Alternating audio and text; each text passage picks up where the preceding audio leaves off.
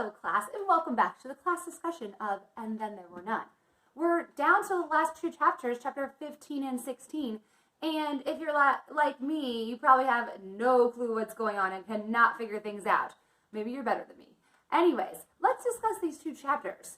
Currently, we have three characters left. We have Miss Vera Claythorne, we have Mr. Philip Lombard, and Inspector Blore.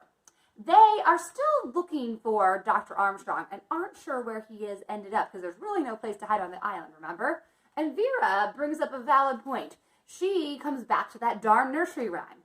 Here on page 144 is what that nursery rhyme said. 4 little Indian boys going out to sea. A red herring swallowed one, and then there were 3. So she thinks the big hint is about a red herring and that Dr. Armstrong is probably still alive and still out to get them. And so they're all a little bit freaked out, and they're hanging out on the shore. And it is a nice day finally, so they're going to try to send some SOSs to the villagers, that are like a mile off. And they're hoping that someone comes and rescues them. But it approaches lunchtime, and Inspector Blore, he's so hungry, he has to go back to the house. But Lombard and Claythorne are like, no thank you, we'll stay here on the beach.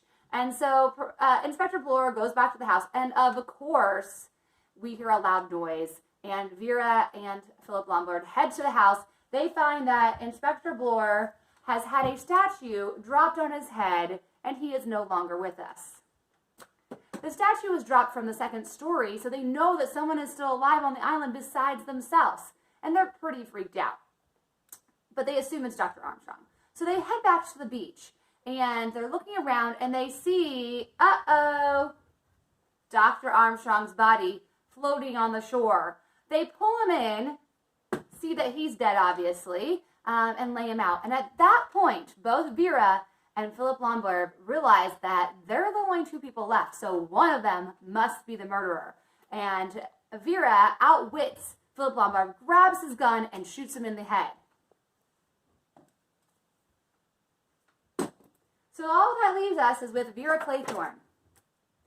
She is finally feeling safe and relieved, and so she decides to head back to the house to wait for her rescue. She still doesn't seem like she's the murderer herself. As she's heading up to the house, she's starting to act a little bit, mentally unstable. And she drops the gun, she heads to her room, and in her room, conveniently, is a chair with a noose hanging from the ceiling. And so Vera Claythorne hangs herself. And then there were none. You'll have to read the epilogue to find out how it's all resolved, but please take the quiz on chapter 15 and 16 before you do that. Have a great day.